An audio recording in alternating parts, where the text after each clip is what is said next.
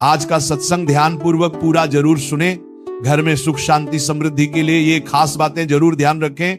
आप सभी लोग जो अपने घरों में दीपक जलते हैं, उसकी बाती का पूरा जल जाना या बच जाना क्या संकेत देता है? आपके पूजा, घर, मंदिर और खास अवसरों पर जैसे कि दीपावली, व्रत और अन्य धार्मिक अनुष्ठानों में दीपक जलाने से जुड़ी है। क्या कभी सोचा होगा या देखा होगा कि जब आप दीपक जलाते हैं तो वो आपके जीवन में कौन से संकेत दे रहा है? क्या आपकी दीपक की बाती पूरी तरह से जल जाती है या वह अधजली रह जाती है? और क्या दीपक की बाती पर फूल बनने का क्या अर्थ क्या होता है? क्या आपको पता है कि पहले से जले हुए दीपक में बाती जलाना आपकी परेशानियों का कारण हो सकता है या नहीं? और कितने समय तक, कितने सालों तक एक ही दीपक का उपयोग करना शुभ माना जाता है या अशुभ? आज हम इन सभी रहस्यों का पर्दाफाश करेंगे और जानेंगे कि दीपक आपके जीवन में खुशहाली या बाधाएं कैसे ला सकता। तो भक्तों, आपको जानकर हैरानी होगी कि आप अपने पूजा घर के मंदिर में दीपक जलाते समय अगर ये गलती करते हैं तो आपको इसका परिणाम जरूर भुगतना ही होगा। दीपक की बाती का पूरा जल जाना और बाकी का बच जाना भी अलग अलग संकेत देता है, जो आपके लिए जानना बहुत जरूरी है। जब हम पूजा करते हैं तो हमारा दीपक कभी कभी अचानक से बुझ जाता है और कभी कभी ऐसा होता है कि हमारी पूजा होने के बाद हम उस दीपक को भगवान के सामने जलता छोड़ देते हैं, लेकिन कुछ समय के बाद में दीपक खुद बखुदा जली बाती और घी बचा रह जाता है। और कभी कभी तो हमारे दीपक की बाती पूरी जल जाती है और उसमें फूल भी बन जाता है। तो इनके अलग अलग नकारात्मक और सकारात्मक परिणाम होते हैं। तो सबसे पहले ये जानते हैं कि अगर हमारे दीपक में फूल बन रहा है तो इसका क्या मतलब होगा।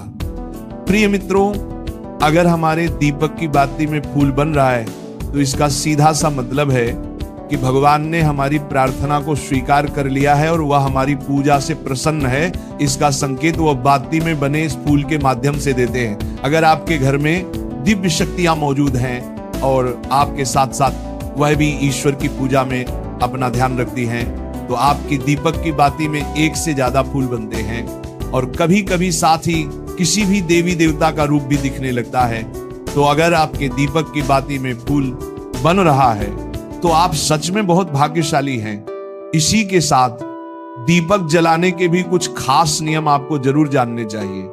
भक्तों, अगर आप पहले से जले हुए दीपक में अपनी बाती रखकर जलाते हैं तो ऐसा करने से दुर्भाग्य आपका पीछा कभी नहीं छोड़ता है। अगर दीपक में पहले से जली हुई बाती की राख या फिर रुई और कालिक है और आपने अपनी बाती इसमें रखकर जला दी तो ऐसा करने से भगवान आपसे प्रसन्न होने की बजाय नाराज हो जाते हैं और आपको इसके बहुत ही भयानक परिणाम देखने को मिलते हैं। आपके बनते हुए काम बिगड़ने लगते हैं, आपको आपकी तिजोरी का धन खर्च होने लगता है और आपके धन आने के सारे रास्ते भी बंद हो जाते हैं। तो हमेशा ये ध्यान रखें कि जब भी आप दीपक जलाएं, आप हमेशा साफ सुथरे दीपक का ही इस्तेमाल करें।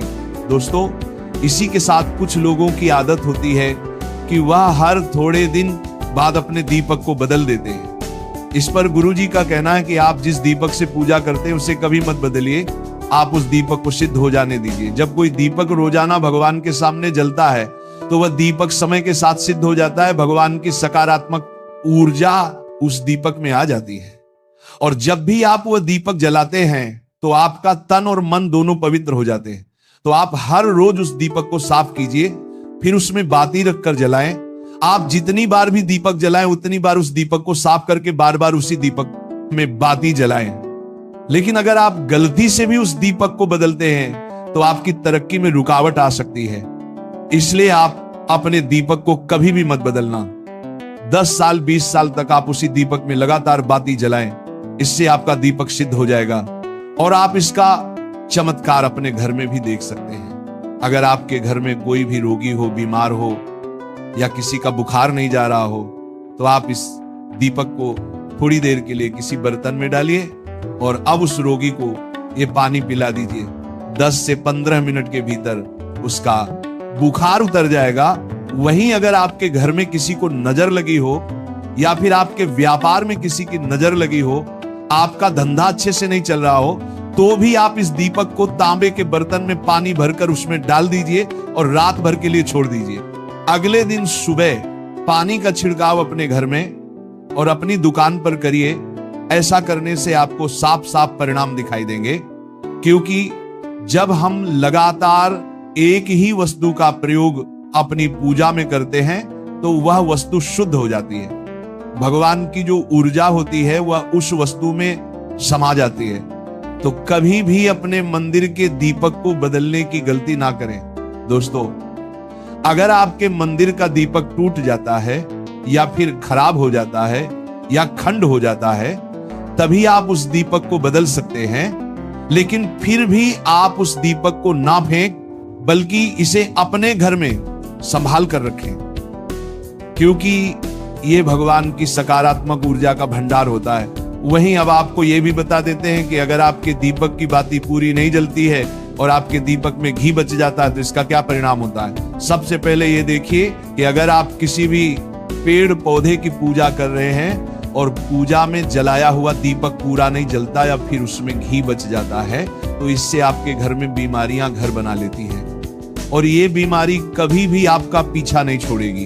तो जब भी आप किसी भी पेड़ पौधे या मंदिर के बाहर किसी भी स्थान पर पूजा करें तो यह ध्यान रखें कि उसकी बाती पूरी जले और उसमें घी बचा हुआ ना हो, क्योंकि यह आपकी अच्छी सेहत के लिए बहुत ही अच्छा प्रभाव देगा।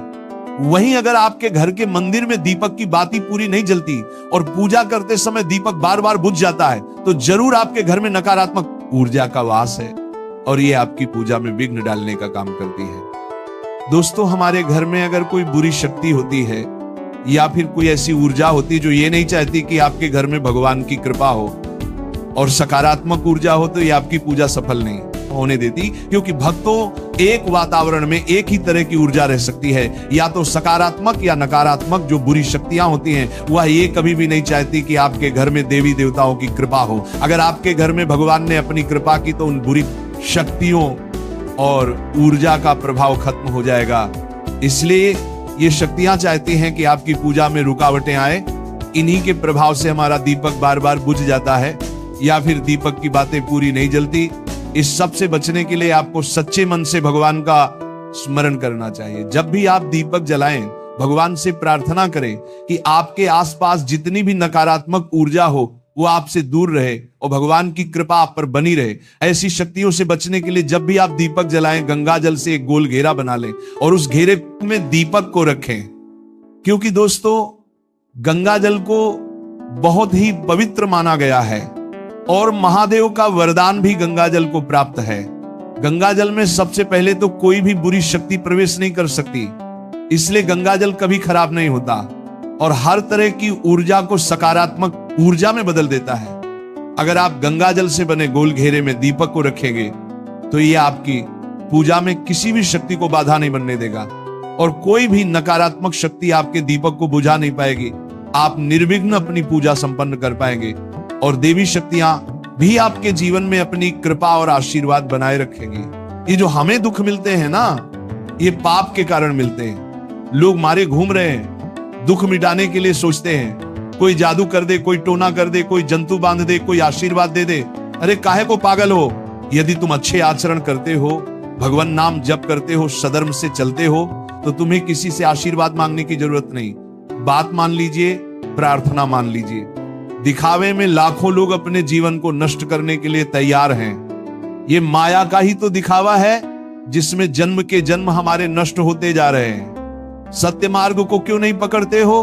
किसी के आशीर्वाद की जरूरत नहीं आपको आनंद प्राप्ति के लिए। आप आनंद के बच्चा हो, आनंद स्वरूप हो, जिनसे आशीर्वाद मांगते हो। उनके अंदर जो आत्म तत्व बैठा है वह तुम्हारे अंदर बैठा है, वही संपूर्ण आनंद लिए तुम्हारे अंदर बैठा है। तुम्हें किसी से गिज्ञाने की जरूरत नहीं। बस तुम अपने स्वरूप को नहीं पहचान पा रहे हो, अपनी शक्ति को जागृत नहीं कर पा रहे हो, इसलिए तुम दौड़े घूम रहे हो। भागने की जरूरत नहीं है। सत्संग सुनो, उसे अपने आचरण में उतारो। ये बात आप कागज में लिख लो, चाहे दिमाग में लिख लो। जब तक आपके आचरण शुद्ध नहीं होंगे, जब तक आप भजन नहीं करोगे, जब तक आप दूसरों को सुख नहीं दोगे, मन वचन कर्म से किसी को भी दुख नहीं पहुंचाना, तब तक आप भाग्य यहां से लेकर ब्रह्मलोक तक अगर आपको सुख मिल जाए तो बता देना, आ ब्रह्म भान लोक पुनरावर्तन अर्जुन, यहां सुख मिलने वाला है। आ ब्रह्म स्तंभ पर्यंतम सर्व माया जगत, यहां सुख मिलने वाला है। अगर सुख सिंधु भगवान का भजन नहीं करेंगे, बैठ के अपने घर में बैठकर आधा घंटा भजन नहीं करेंगे, मारे घूम रहे हैं, सोच रहे हैं ये भगवान का अवतार है, हमारा कल्याण हो जाएगा। ए भाई, जब भगवान वास्तविक अवतार लिए और जो भजन नहीं किए उनका भी कल्याण नहीं हुआ। भगवान के अवतार के समय हम भी रहे होंगे, कहीं ना कहीं किसी जीव जंतु के कल्याण हुआ क्या? अब भजन करोगे तो कल्याण हो जाएगा, हमारी बात मान लो। बार बार आपको कभी कड़वे शब्दों में, कभी मीठे शब्दों में बताते हैं। ए भाई, बचपन से भगवान के मार्ग में लगे हुए हैं, हमको अपना कर्म भोगना पड़ रहा है। जो शरीर रचना के समय रचा गया था वो सुखद या दुखद कर्म भोगना पड़। रामकृष्ण परमहंस जी के कैंसर था, भाई जी हनुमान प्रसाद पोदार जी के उदर में कैंसर था। बड़े बड़े महापुरुषों को भोगना पड़ा, तो प्रारब्ध को भोग लो। ये भोगने की सामर्थ्य नाम जप से आ जाएगी, और नाम जप करके जन्म मरण के चक्र से मुक्त हो जाओ। मान लो मेरी बात। क्या वृंदावन की परम पावन रज से बढ़कर त्रिभुवन में कोई रज है? इस रज में बैठकर तुम्हें आनंद नहीं मिल रहा तो कहां मिलेगा तुम्हें? क्या भगवान नाम से बढ़कर कोई अमोघ शक्ति है जो भगवान को अधीन कर सके? सुमीर। ऐसे ही प्रेमानंद महाराज जी का वीडियो देखने के लिए आप हमारे प्रेम शक्ति चैनल को सब्सक्राइब अवश्य करिए।